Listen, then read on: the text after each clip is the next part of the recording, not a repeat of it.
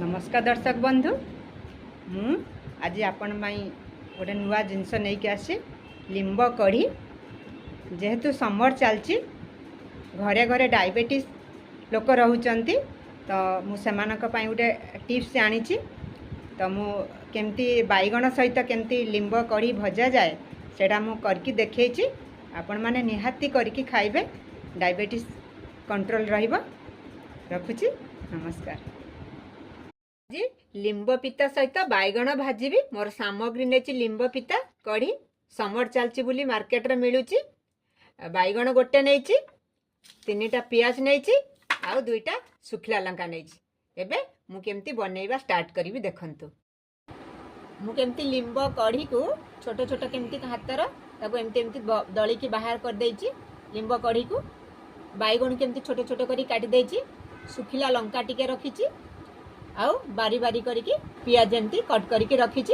एबे चलंतु देखिबा भाजी बसेबा। एबे कढ़ई रे बसैची तेल ढाळुची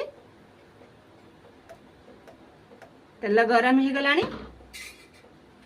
सुखला लंका पकाउची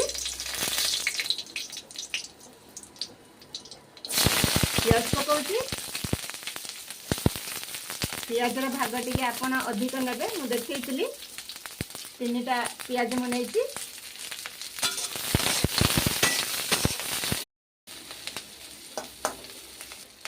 देखंतु पियाज केमती रेड आसलानी तापर मु कौन करी बैगण को पकईदेवी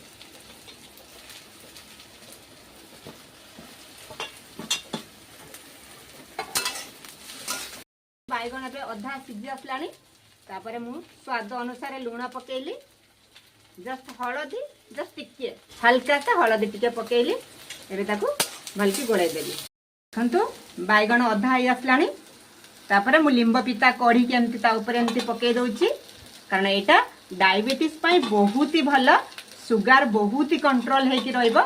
आपण घरे एमिति भी बनै कि देखंतु तापर मु कोन करबी ताकू बैगण सहित लिंब कढ़ी की मिक्स कर दउची। देखंतु केमती लिंब कढ़ी बैगण केमती सब मिक्स हो जाइए ऑलमोस्ट हो गला मुझे प्लेट रु ढाड़ी देखु एमती आपण मानक घरे बनातु आ खातु देखिए डायबिटीज सुगार लेवल बहुत ही कम रहिबो। वीकली 2-3 थर करके खातु कारण समर चलची एबे।